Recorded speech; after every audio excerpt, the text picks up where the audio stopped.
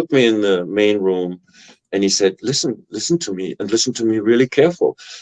This is going to sound really strange, but this is true. It's your day today. I'm like, what is my day today? He said,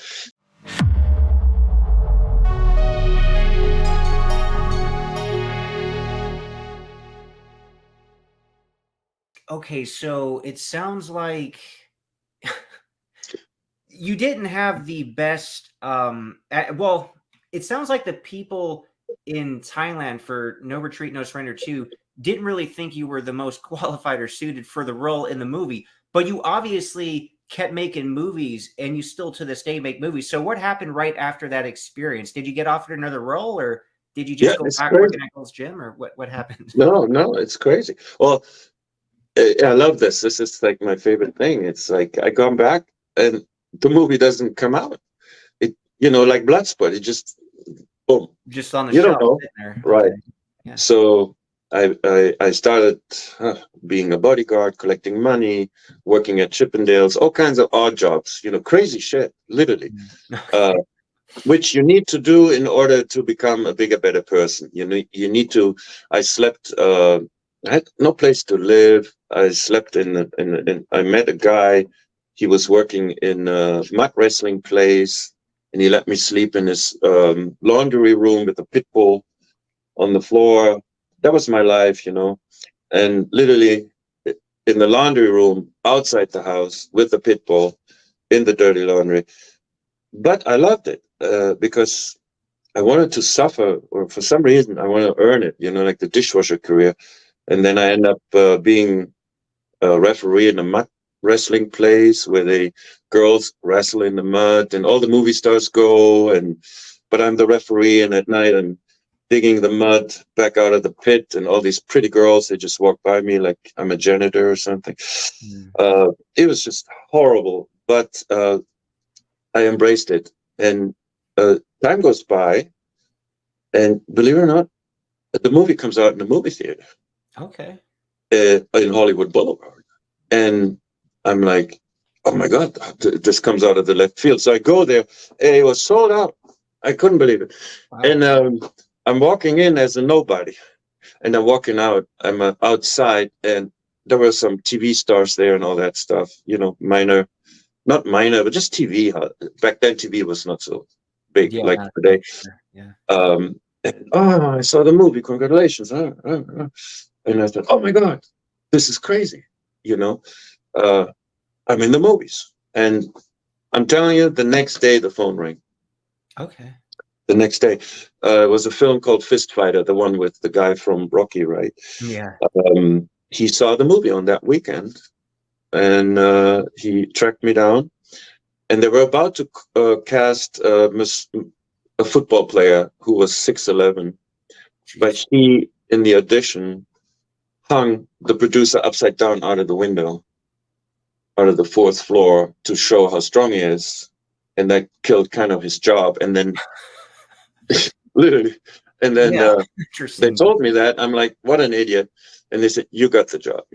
So that was my next movie, and then that also went theatrical. They had a Oh, billboard as on New York Times Square, as big as the whole yeah. New York. You're getting great exposure pretty Yeah, quick. yeah. And then, but I had no money. None of these movies pay any money. I was always living on a couch with some girl, and then I did movie with P.B. Herman. Oh Uh, yeah. Sure. yeah, and all these big people are in this movie. Benicio del Toro, Valeria Golino. She was a beautiful Italian movie star. And I was living on a couch. I had no car, and Chris Christopherson and everybody. Next thing you know, the girl is like coming. We're becoming friends, and she wants to date me. So she calls Maria, my manager from No Retreat, No Surrender Part 2. She's Italian. She's Italian. She says, "I'm going to marry Matthias." Mhm. And I was like, "Oh, but I have a girlfriend." And she was a big movie star, and so she calls me and says, "Let's go to Steven Spielberg's house, hang out there." She was connected, Yeah. And I was very young, and I didn't know yet. And I didn't go because I had a girlfriend, right? Mhm. And then she took Benicio del Toro, and then she kind of got the hint, and she started dating him. And Okay. look what, so she took him in the right circles too, right? Yeah, sure. That's you should always think about twice. I was dating someone nice person, beautiful girl, but she was a waitress at Tropicana, right? Hmm. But to end this in a really sad note, but funny now, uh, someone took a picture of Valeria Golino and me holding hands like this, staring each other's eyes like two lovebirds, blew it up and sent it to my girlfriend. And I come home from filming.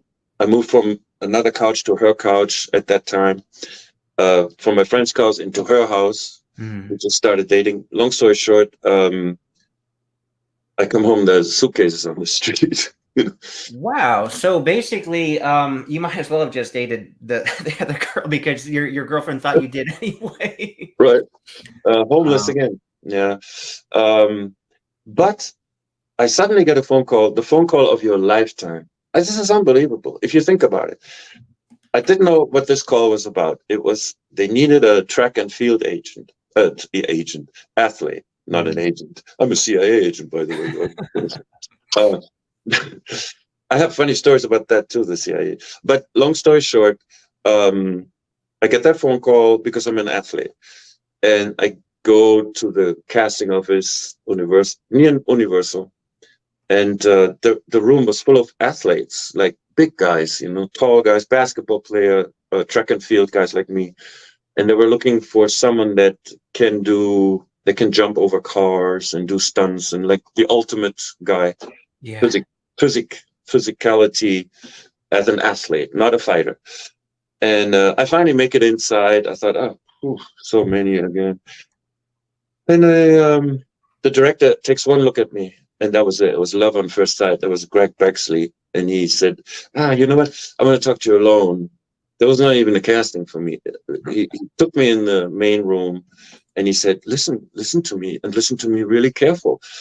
This is going to sound really strange, but this is true. It's your date today. I'm like, what is my date today? He said, do you know Dolph Lundgren? And I'm like, do I know Dolph Lundgren?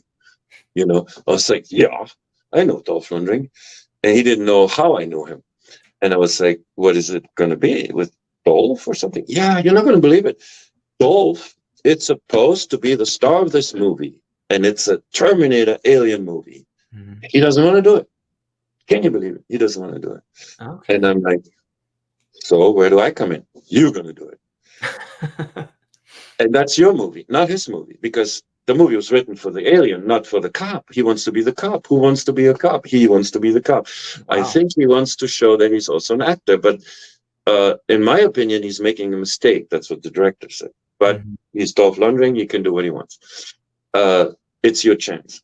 But but you're gonna you're gonna have to do everything I say. I mean, this is gonna be crazy what you're gonna have to do. If I say jump, you're not gonna ask how high you jump, right? Mhm. You're gonna do it. And I said, yeah, I'm used from Hong Kong movies. One Hong Kong movie, not movies. One Hong Kong movie I've done. So I said, I'll do it. I don't care. And I did, and it was crazy. I mean, I risked my life on a nightly base, and I lived to please this guy. I mean, I lived to please this director. This is all I could think because Dolph was in the movie, and I was only a small. I mean, I had a small trailer. Dolph had a trailer, like huge. I never saw him. He was like a movie star, and I was nothing. So I was always out there with the crew. I loved it. I loved every second of it. But I had no working permit. I was illegal. I had walked the Mexican borders a few times. And it didn't matter. They didn't know. I had fake papers. Anyway, I work. Long story short, um, it was insane. I mean, it was to the point where I literally thought, am I going to make this? Because each time I was doing something, there's fight, or the stunt coordinator said, that one he's not going to make it. He's going to blow up and he kept always saying, the director, he's just going to have to run fast or whatever, because I can't see with these white lenses, Oh, that's funny, because this question that Matrix Cobretti asked, he said, another question for Mr. Hues: how hard was it to run and move with those cloudy contact lenses in Dark Angel? Yeah, you don't see anything. You can't see see anything. no, just shadows. It's like a blind leading the blind, right? And I'm not exaggerating. I would never do this again. So, and I have shoes to make me taller than Dolph. Dolph is exactly the same height like me, believe it or not, right? Oh, okay. Yeah, we both like that. I don't know. It's like brothers or something. The same. You put us head to head, we're the same. So they said, you have to be taller. And they're putting me in these boots, moon boots. Who's going to run in moon boots, right? So, but I rehearse all these scenes in sneakers with my nice eyes, real eyes. No problem. I can run over any car, jump over a car if I need to. Not anymore, but I used to. And do all that. And then they put the eyes inside, put the moon boots, and you've done it. Excuse me. You've done it so many times that you just go for it. In the film world, you always have to just go for it, because what else you're going to do, right? It's like an athlete, go for it, tunnel vision. So I run, but the downfall was that it's up in a parking structure that's really high, and they built a tower outside with the camera on, and it held 3 people plus me jumping onto it, but there's actually, I mean, you can fall down there and then you're finished, right? So, and I come with an incredible speed, and then when I jump through the window, I'm going to be on fire. So nobody knew if I'm going to take everybody down into hell with me. Neither did I. And they call action, and again, the stunt guy says, we can't do this. Matthias is going to explode, blah, blah. No, he knows it. He's going to run. He's just going to have to run faster. He always did that. He's just going to. So, long story short, I survived it. Nobody got hurt. And then you think, okay, that's a one-off, because today I wouldn't do it anymore. That was in the 80s, where you still had to do your own stunts, Yeah, no green screen, nothing like that. Yeah. And you know what? I admired Dolph so much. I mean, he was like an idol to me. We couldn't bond because he was kind of like segregated. The couple times I met him, it was really nice, I mean, for me, I got vindicated because I got that job. That's kind of what because you first went out there. Your first experience was, like you mentioned, trying to get the masters of the universe and meeting up with them and right. asking them, and then later you got this movie facing off. It was for me. I was very, very blessed and loved Dolph for it. That was just amazing for me, and I'm telling you, I got caught on this movie, and by the INS. It was a huge scandal, but Columbia Pictures kind of saved the day, or MGM, I forgot who it was. One of the big boys. I got yelled at. Because of them, I got a green card, Oh, okay. Hi, this is Matthias Hues, your dark angel, who always comes in peace. Anyway, David, Viking samurai, best of luck with your fight, March 9th in Atlantic City. I just did a movie with you, so I know how you can kick ass. You're fantastic. I wish you all the best. Break your opponent, because this is what we do. I'll be there. Be square. Everybody be there or be square.